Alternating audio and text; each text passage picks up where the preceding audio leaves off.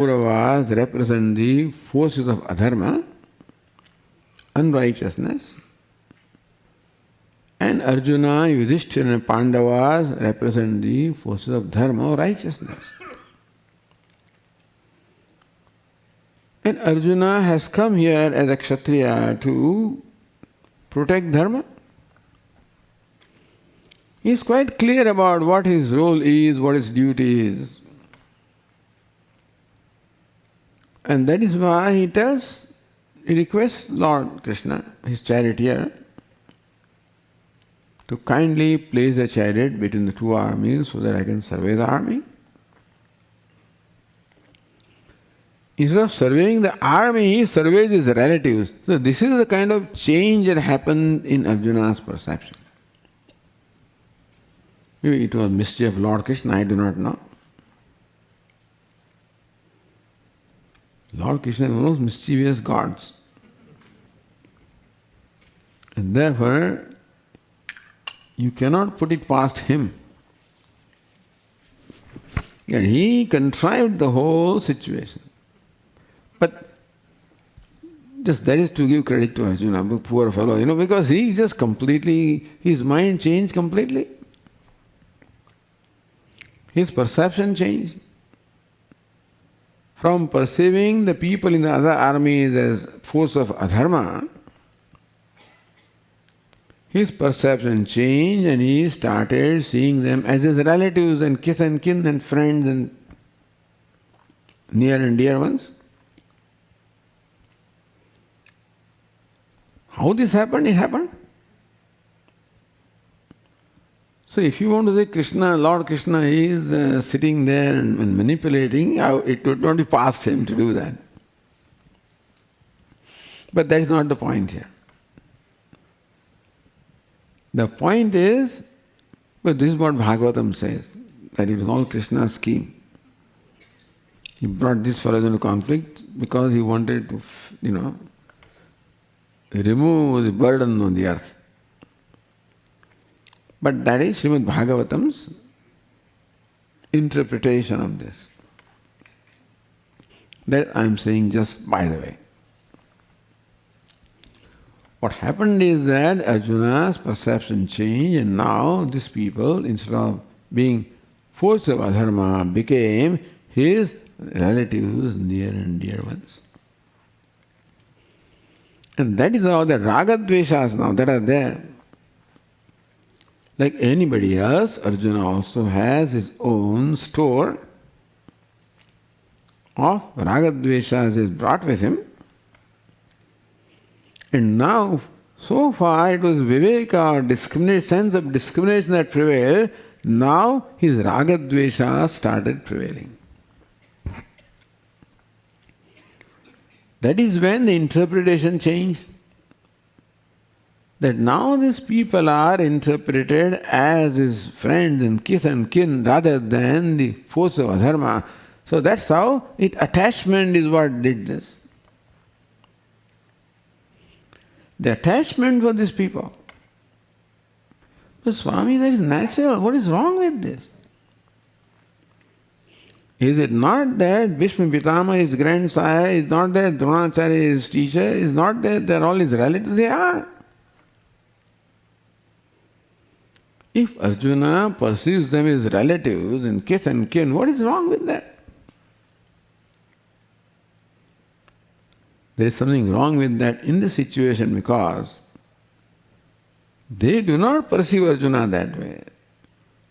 Nor are they here as a teacher or as a grandfather. They are there as representatives of adharma or Kauravas. And in the battlefield, that is the right perception about them. As perception changed, because ragadveshas, they influence our perception. All of a sudden now the attraction or attachment for these people arose in his mind. It is natural that you cannot hurt those who are dear to you.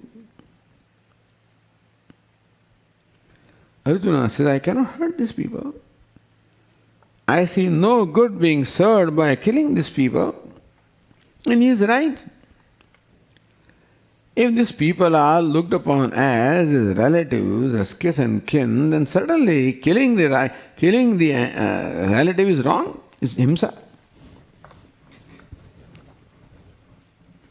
So Arjuna is right that this is a war involving himsa or violence, because Lord, you are asking me to kill these near and dear ones.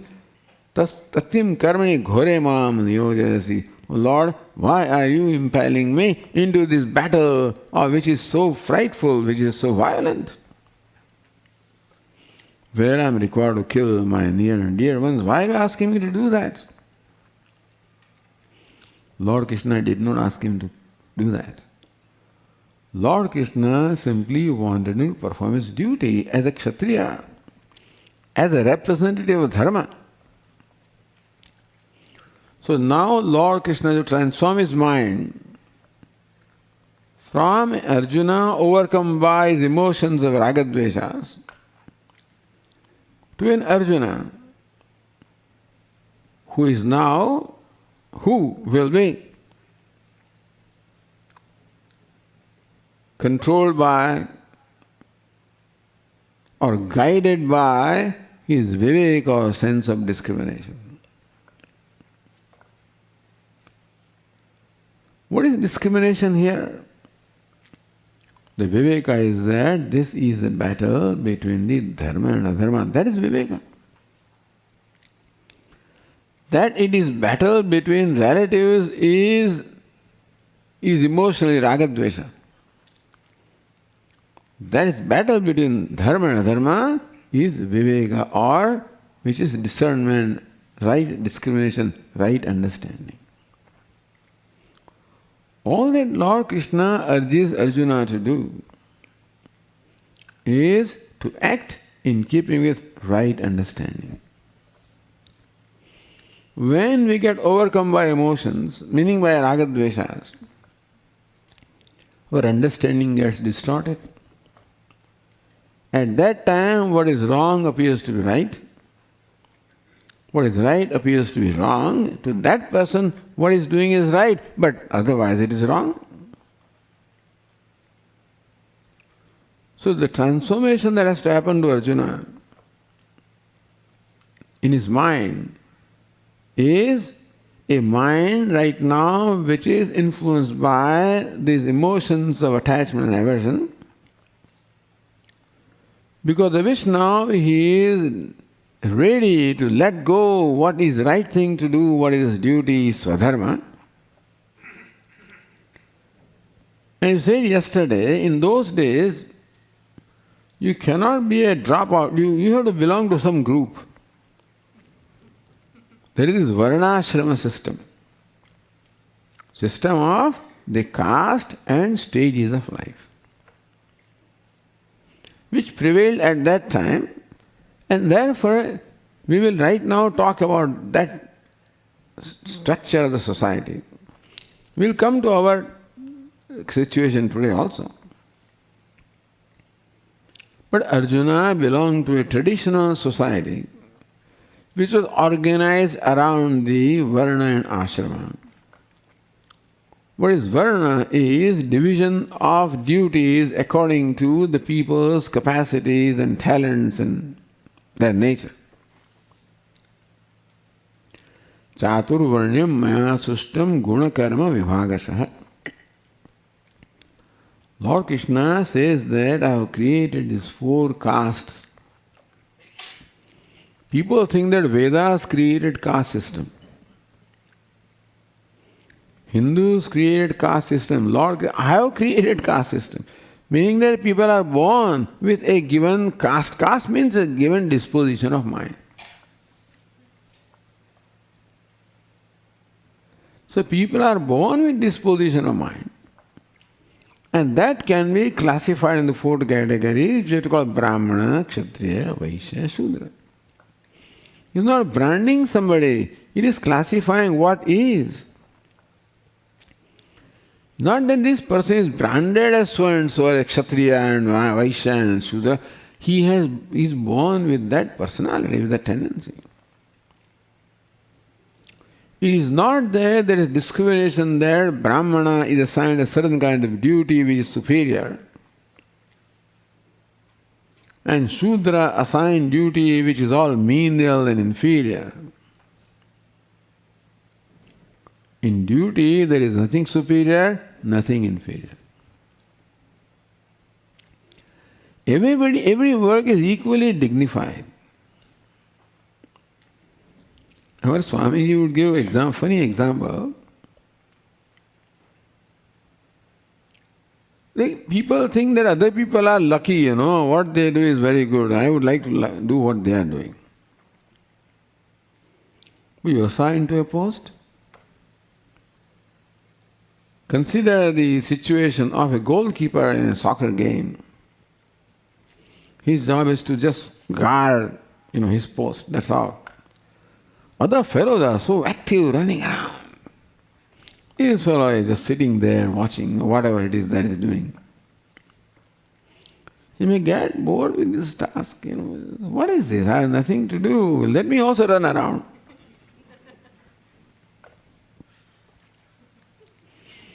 He starts running around, the game is lost. So, Shreyan Swadharma Viguna, his own dharma as a goalkeeper.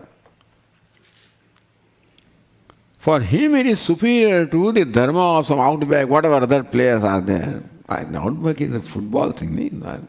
Anyway, so different kind of posts are there in soccer.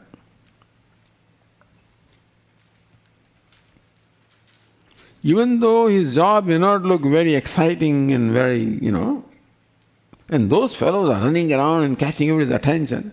Nobody even looks at, in a soccer game, nobody looks at the goalkeeper. They'll look at all those fellows and they attract attention. These fellows, nobody is looking at me. So maybe I also want visibility. So let me also become active. As a goalkeeper, it is likely he might miss the goal also. He may not be able to defend it. That is imperfectly performed duty. That imperfectly performed duty of a goalkeeper is still superior to perfectly performed duty of some other fellows there, because he is leaving his post of duty. Other example where Puja Swami was fond of giving is in a big locomotive engine. They are now gone, but when we were growing up, locomotive engine, steam-driven engine, piston. So piston is a very active fellow. Piston is held to a shaft with a bolt. The bolt doesn't do anything. Piston is so active. And these fellows also, the piston kept on teasing, what are you doing? Look at what all I am doing, I am active, I am. What are you just sitting there doing nothing? As long as the bolt is in right mind, so long as I don't care what you say, I know what I am doing. This is my post of duty. When too much teasing went on, then bolt thought that, I should also do something. What can bolt? He can turn. That nut can turn. Turn in this way, it could not turn. Try turn other way. Oh, I'm also moving. So that nut started congratulating itself that the post, not only piston is moving, I am also moving. Look at piston, see I am doing this. How long can you move? Until it falls out, isn't it? And then what? Bolt is gone from its position, the whole piston is gone, the whole machinery is gone. Shreyan Swadharma, with the dharma of that nut and bolt is to be stationary, doing nothing. Doesn't look very exciting. There's no visibility. Everybody looks at the piston only, activity. And therefore, these fellows, bolt and nut, may feel deprived of attention. So his duty is imperfectly performed. Depends on what you mean by perfection. I don't think there is an imperfectly performed duty. But anyway, it's better than perfectly performed duty of the piston. The example is given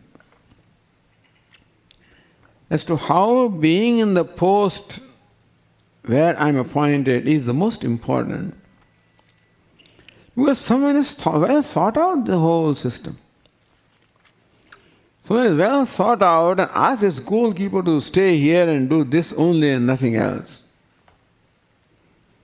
And someone has asked his piston, to the bolt and nut also to stay put here and do nothing. The bolt has trust, called Shraddha. In the scheme of things, and the one who has put everything together, but there must be a right reason why I am here, even though you may not understand why am I here not doing anything.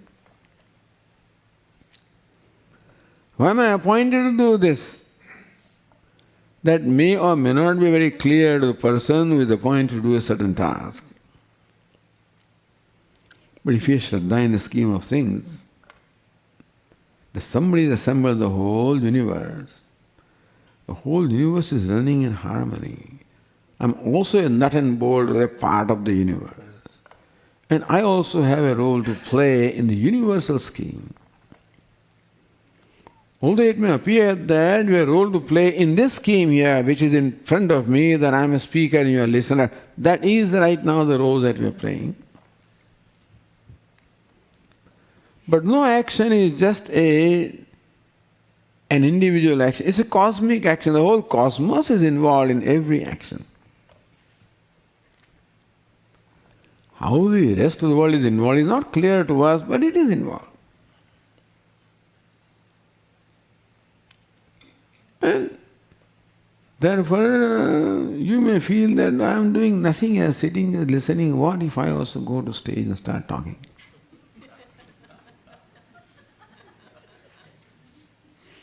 That will be the fortune of the rest of the people. Or if I say that, no, how comfortable those fellows are sitting, and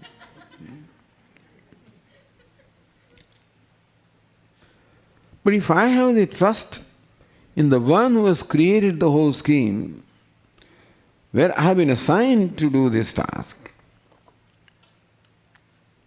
although I don't look upon that, but anyway, suppose you want to interpret it that way. Lord Krishna says that you find yourself in a given position not for no reason. Don't think that you are invited this war. Arjuna feels very guilty. That Lord, I will become the killer of these people. Tasman nahra vayam hantum dharatarashtan swabandhavan. It is not proper for us to kill our bandhavas, our kith and kin who are Dharatarashtras. That I am put in a task of killing people. And then he starts blaming himself as usual. Aho bata mahat papam kartum vyavasita. How sad it is, O Lord, that we are now ready to kill our kith and kin because of greed for kingdom and happiness, pleasure. How sad. Started blaming himself. Yad rajya sukhalovena hantum swajan mudyataha. A love, greed of rajya, the kingdom and pleasure that we are ready now to kill. That is so, that is a wrong thing to do. If Arjuna kills his people for the greed of kingdom and pleasure, this act of fighting would be a wrong thing to do. He is appointed here as whatever you call him, as a kshatriya, as a fighter, as a commander-in-chief. Not to kill his near and dear ones, to protect dharma. When he forgot this and he started looking at himself in a different way, that is when all the confusion came. So Lord Krishna reminded, Shreyan Swadharmo Vigunaha. This dharma of fighting is not a pleasant dharma, for sure. It is true that Arjuna will fight this battle to protect dharma, but unfortunately, this fighting, protecting dharma also involves killing. Although what is meant by Arjuna's dharma, it's a very tall order. Dharma is a very tall order, by the way. And we can try to meet that order as best as we can. But Lord Krishna tells Arjuna,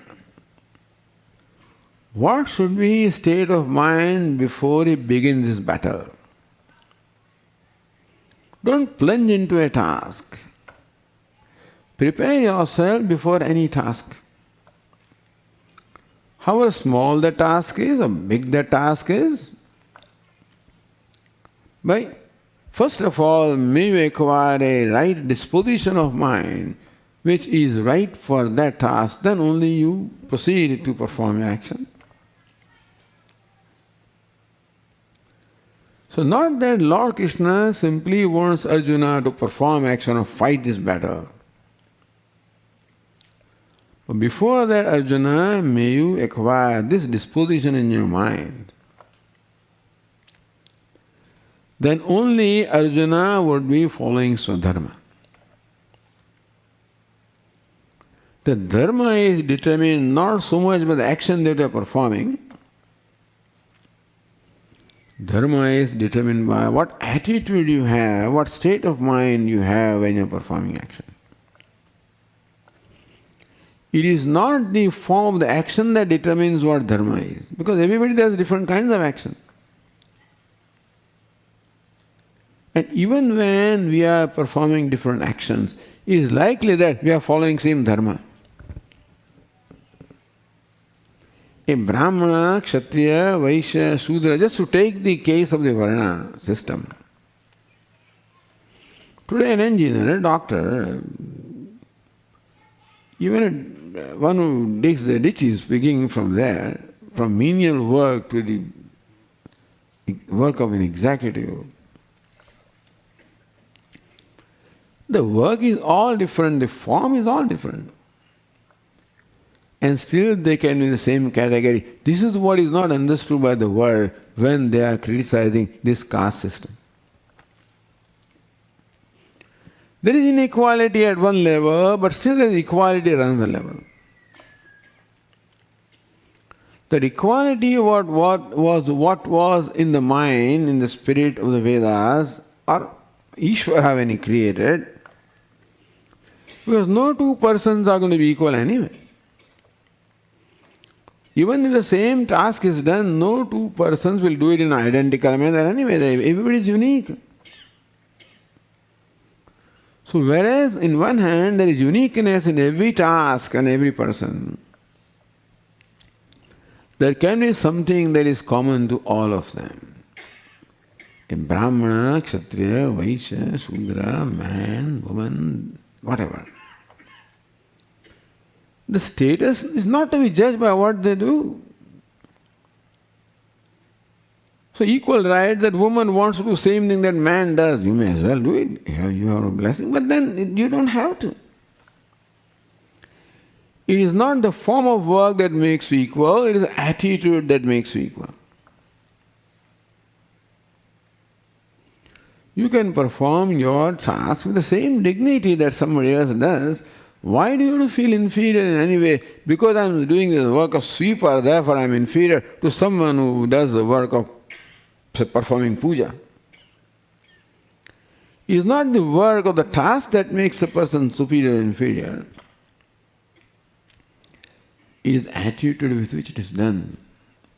It is quite likely also that a person performing act of sweeping may be in a category superior to a person performing the act of worship. A person performing act of worship can very well be a slave of his own raga and dveshas. I am not suggesting they are, And a person performing act of sweeping also may not be enslaved by impulses. He may perform that act in the right spirit as a service to Ishvara. To make any action an act of contributing to Ishvara's scheme of things. Because we can look at the whole big, the total picture, not just at the individual picture. That I not only belong to this setup here, but I belong to the whole Gurukulam, to the whole society, the whole universe. And therefore, my act can be looked upon not merely as an act of contribution to one group of people, it's a contribution to the whole scheme of things.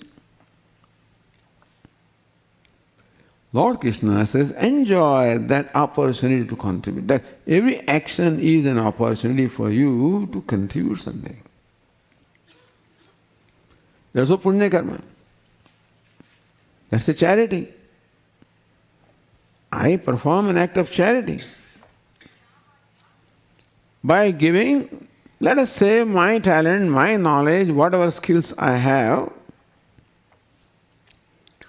who am I offering that charity? I have freedom to decide where this will be offered to. I am offering to the whole universe. That's my choice. I'm offering a group of people to please them so that I'll be pleased in return. That's another choice also. There can be an agenda. A narrow agenda. A self-centered agenda in anything. Or in anything there can be also a very generous and vast agenda.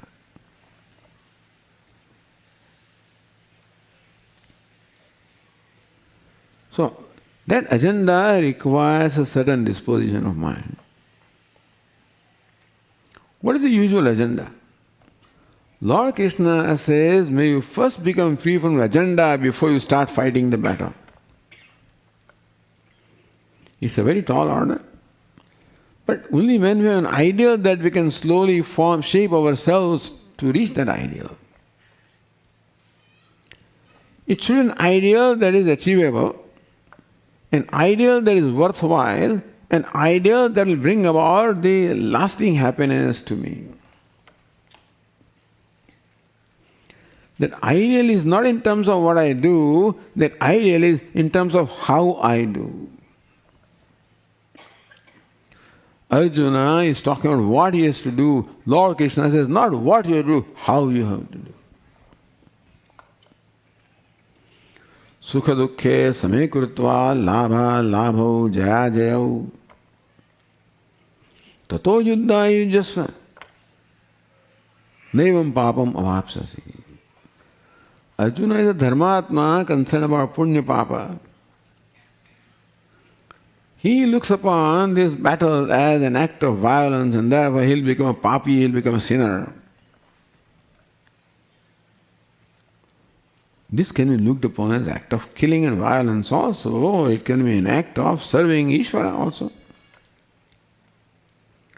If this is Ishvara's scheme, that it's not I who has brought about this battle, it's not I by my will that I am here because I am part of the whole universal scheme. This battle also is a cosmic event and I am here as one of the players in the cosmic event. And that the better I play my role, better it is for me and for everybody else. So Lord Krishna teaches, what sort of attitude before you start fighting the battle? Tato yuddha, thereafter you engage into war and performing your activity of fighting the battle. Thereafter. Before you start fighting, do this.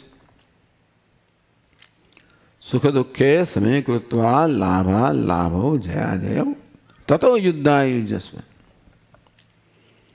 Sukha dukkhe same krutva, in your own mind, may you please look upon pleasure and pain as equal. Labha labho. Happiness comes when there is gain, unhappiness comes when there is loss. So, happiness, may you look upon happiness and unhappiness as equal. When can you do that? When gain and loss are equal. Gain brings about happiness, loss brings about unhappiness. Therefore, for you, Arjuna, to look upon happiness and unhappiness as equal, look upon gain and loss as equal. In this case, what is gain and what is loss? Jaya Jaya, victory is gain and defeat is loss. Look upon victory and defeat as equal.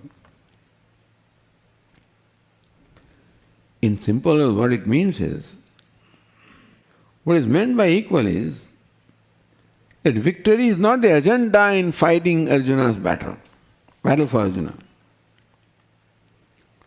If victory is my agenda, then I am going to compromise the way I perform my action. Definitely. In most cases. Today you play to win. These games have become very, very, what shall I say?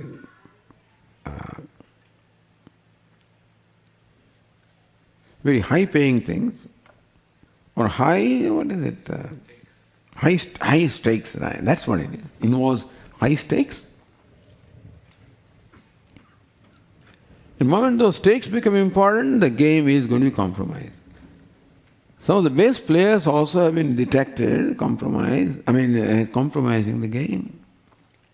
That's called greed. So greed for victory, attachment for victory, aversion for loss. That a Kshatriya is going to have, is it not so? Anybody will have attachment for victory and aversion for loss. When you play a game, then it's going to be there. Lord Krishna is the first wrong step. He's not practical. Lord Krishna, you are not practical. Well, anyway, I am teaching you art of happiness, not victory. Lord Krishna did not teach him how to win the battle, he taught him how to win the battle of life.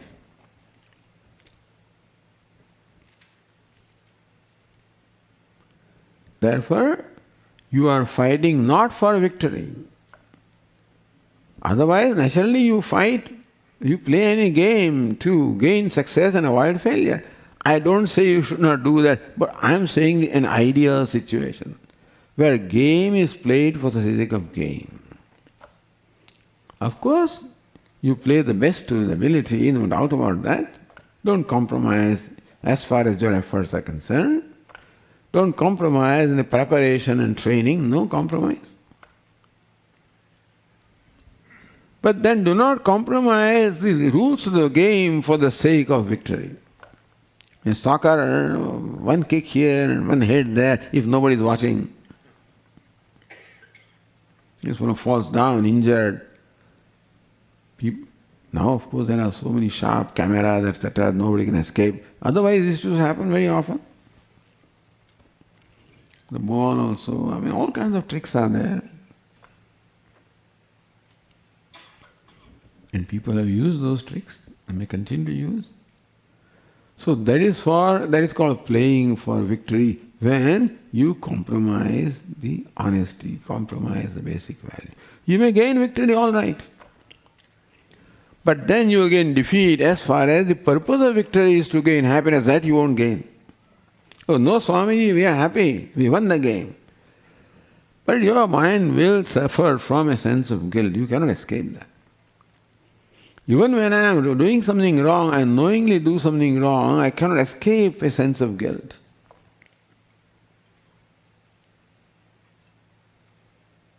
And the pain resulting from this. There are two kinds of pain. One is pain of guilt, other is pain of defeat. So Lord Krishna says that before you fight this battle, let there be this equanimity in your mind. That's called samatvam yoga, which is samatvam, sameness of the mind, called equanimity of mind. But Swamiji, how can the victory and loss be equal? Cannot be equal. Victory is victory, loss is loss, defeat is defeat. In form, the victory and defeat are different, no doubt about that. But in my perception, they can be equal. In form, victory is victory, defeat is defeat. It is not the result that really affects us. It is the way I perceive the result or outcome is what affects me. People are not sad because they lost a game.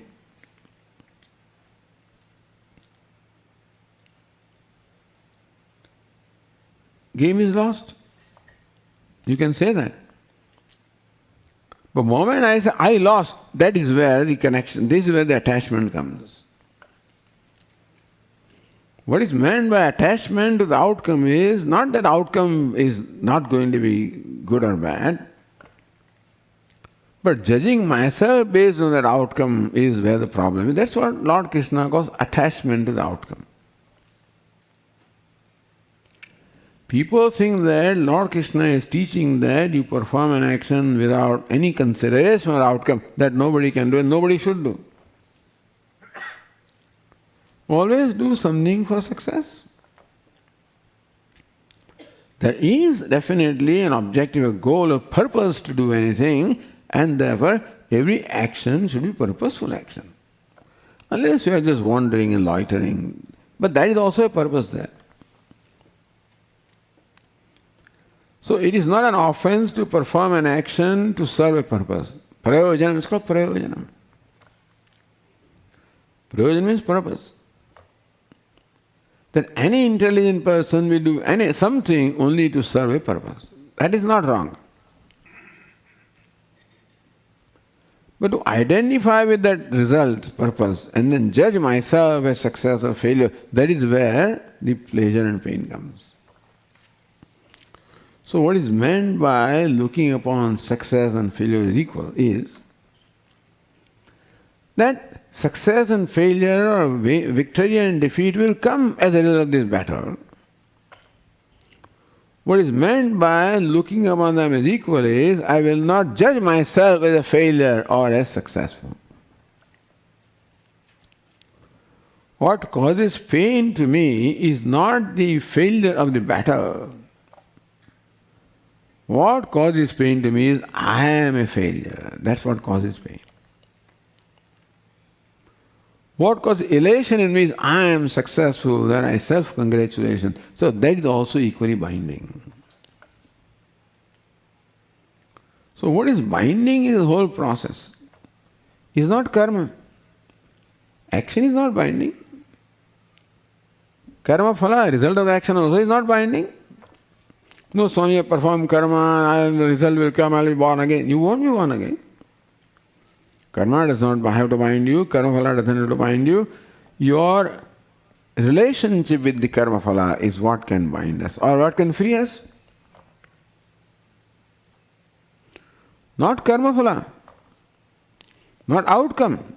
The way I relate to outcome can either make me free or make me bound. Just see, this is an important thing. That's what Lord Krishna is trying to tell Arjuna. Arjuna thinks that a given action binds me. A given outcome is good or bad.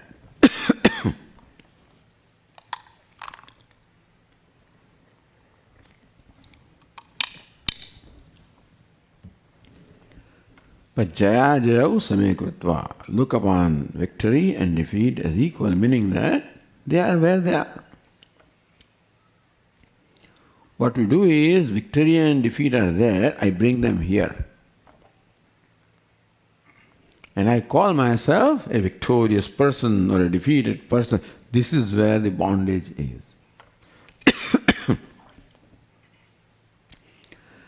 That is where we can use a free will. We have freedom not to do this. Although habitually it happens. That's called ragadveshas. We are born with the tendency of ragadvesha which will make us do this and brand ourselves, judge ourselves and suffer. Tayorno samagachet. Arjuna, do not come under the sphere of ragadveshas, meaning that do not judge yourself based on these ragadvesha results. The result is out there. Let it be there. Don't identify, don't judge yourself based on that. You can learn from that. Learn from the outcome. See if you can do better. You can improve. But don't brand yourself as failure or even success. That is called looking upon success and failure as equal. Success is success, failure is failure. Nobody will say they're equal. Nobody says you should not work for success. But Lord Krishna says that do not brand yourself as successful because you are only one of the factors in victory. Arjuna doesn't gain victory single-handedly. The whole cosmos is involved to help Arjuna to win that battle. Is it not so? Or whole cosmos involved for a successful action like this this communicating this. So many factors are involved. Not only what is visible right now, many factors are invisible. What all effort has gone to create this hall and set up everything else and set up, very, very sophisticated, complicated audio, video system, etc. and makes this communication possible and effective. And the whole management of the ashram and so many other things go along with this. I see people, Swami, AC is not working. So that also is important. AC should be working. Somebody has to make it work. They don't work automatically. They're set up to work automatically, but then they don't always do. Lots of things go for making such a simple thing possible. Lots of things. Beginning with planning for the hall, execution and running it, conducting it. Meaning that nobody can claim to be their personal victory or whatever it is. It is victory of the whole scheme. You can say that, yes, I am also part of it, and you can take that satisfaction, not the ownership. You can enjoy the victory. Not as the owner of that victory, the author of that victory, as one of the instruments of the victory. That Lord Krishna will tell later. Nimittamatram bhava savyasachin. Yes, Sabyasachi, hey Arjuna, become nimitta, become an instrument in my hand because I am the one who does everything. The ultimate analysis, we are all like those wooden dolls of the pawns. And that is a whole universal scheme that is functioning through us. There is a vast view that is given to us. When we have these views and all this ego and all these little things, they disappear. When you do not take into account all the factors involved, then we think that, I am something. When I realize how much help I gain in making any task possible, how Ishvara is always involved in everything to make everything possible, how all the natural forces are involved, how other human beings are involved, how other forces of nature are involved, even trees and everybody is involved in what's going on right now, that connection not be clear to us, may not be clear to us. But that connection is there. And when we take into account all that connection, the contributions of all of those which have made this task possible, the humility can be the result and not ego or pride. Pride is never justified. Pride is the result of non-thinking or wrong thinking. Right thinking will only make us humble people. An humble person can be a happy person, a proud person can never be a happy person. Even look like happy. Pride cannot make me happy. Because humility is reality of life. By recognizing realities, they create humility in me, and that alone, an humble person is a happy person, not a proud person. Because humility is in keeping with the realities of life. So, Swadharma. Arjuna's dharma, what is his dharma? Not just fighting the battle. That may be called dharma as far as the system is concerned. Usually dharma, kshatriya dharma is there. That's called Vishesha dharma. A dharma in a particular space, place, time and condition. So Arjuna's Vishesha dharma, particular dharma is that of a kshatriya and as a leader of this army. But samanya dharma that applies to everybody, which is what makes everybody equal.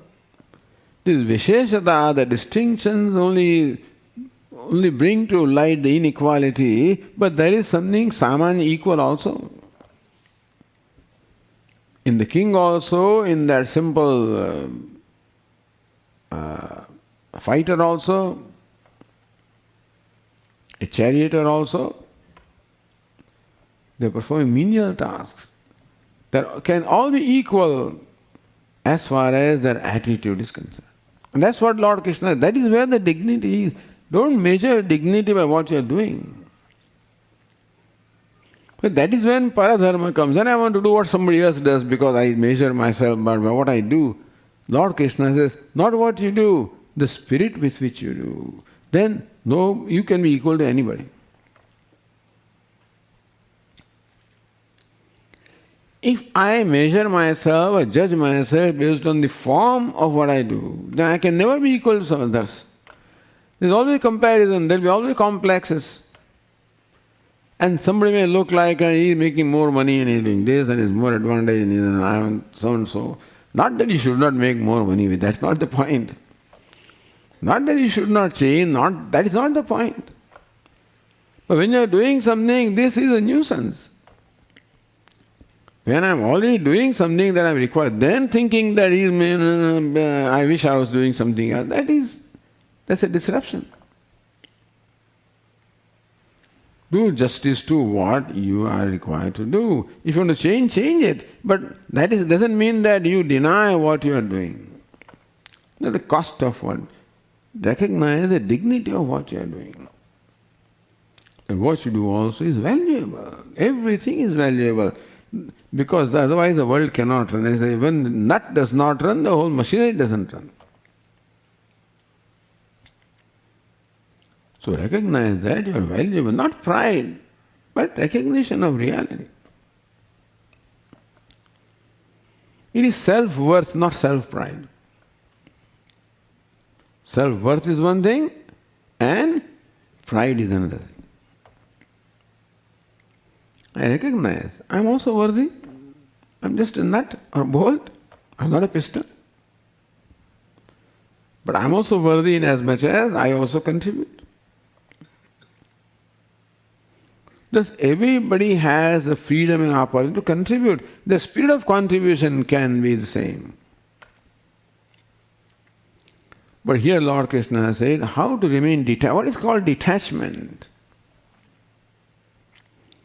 Detachment is not doing something, not getting involved in something, being indifferent. That is not detachment. Detachment is not judging myself based on what I am not the author of. I am the author of karma. You can judge yourself by what you do. Karmanyavadikaraste ma phaleshu padachana. You are the author of karma. You are the doer of karma. That is true. That there is kartrutva, doership in a karma yoga also. So I am aware that I am doing this. Then you remain aware of you are doing who you are, that you are a cog in the whole wheel. That you are a part of the whole system. That way remain aware of yourself as a karta.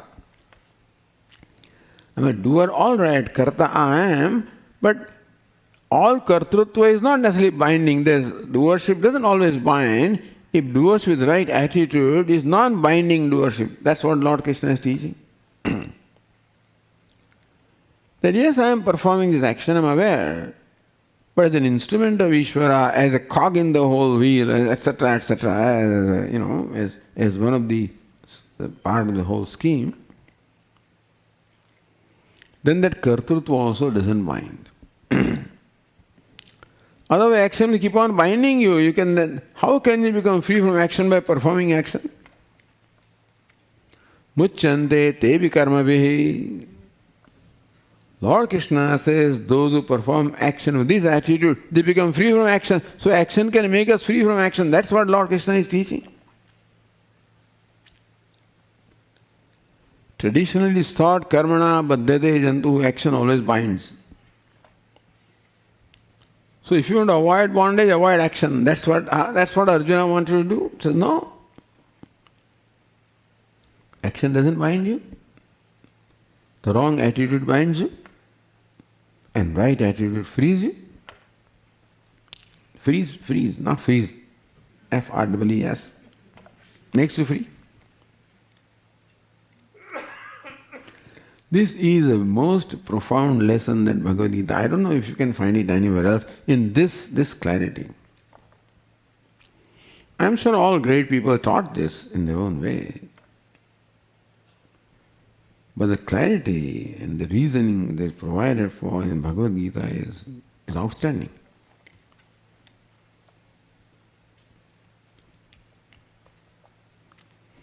So thus everybody is equal when it comes to the right attitude. So dharma also here means right attitude. For Arjuna, we can just make simple two meanings of the word dharma. Swadharma is his dharma or duty as a kshatriya,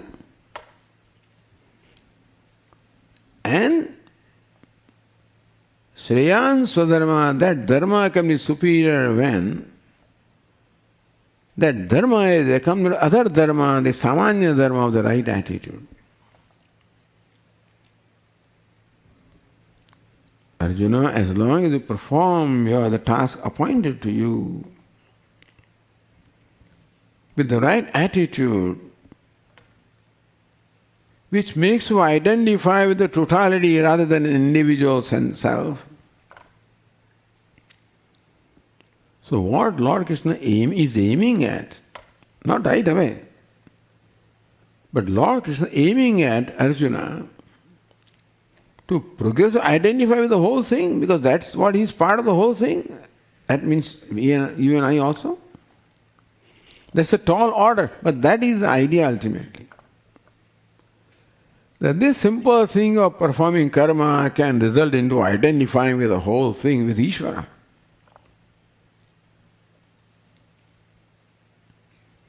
More Ishvara we bring into that, more identification happens.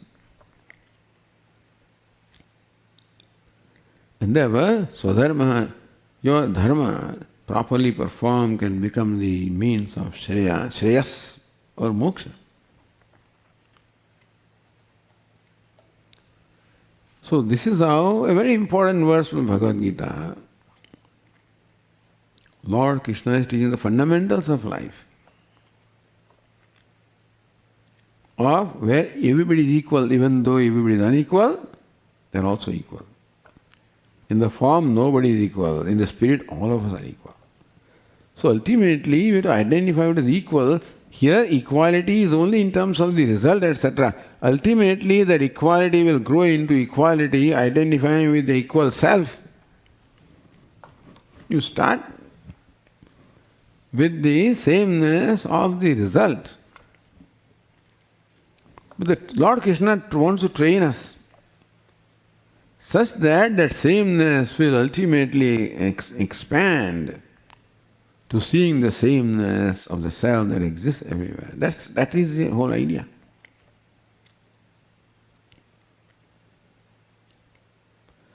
So samatvam that is taught here comes ultimately, culminates into samam sarveshu bhuteshu tishtandam parameshwaram. The Parameshwara who is a sama everywhere. One who sees that really sees. So that is in Lord Krishna's mind. And step by step, He is coaching Arjuna to ultimately grow to a point where that samatva of Ishvara or self can be recognized. That is called moksha. But it's moksha from the step one, by the way. Moment you have the attitude, you are essentially 80% you are there. And so, this dharma, for Arjuna it is Kshatriya, but for us, whatever the dharma is, what Lord Krishna is teaching Arjuna, so he did not teach him how to fight the battle or what the role of a Kshatriya, he didn't teach. As a Kshatriya, how Arjuna should act, what attitude he should have. So that way, this represents one of the important verses of the Bhagavad Gita, and we'll continue our discussion in the next class. Om Purnamadah Purnamidam Purnat Purnamudachyate Purnasya Purnamadaya Purnameva Vasishyate. Om Shanti Shanti Shanti. Shankaram Shankaracharyam Keshavam Badarayanam Sutra Bhashya Krutau Vande Bhagavantau Punah Punah Ishvaro Gururatmeti Murti Bheda Vibhagine Vyoma Vadvyapta Dehaya Dakshinamurtaye Namaha. Om Shanti Shanti Shanti. Hari Om. Shri Gurubhyo Namaha.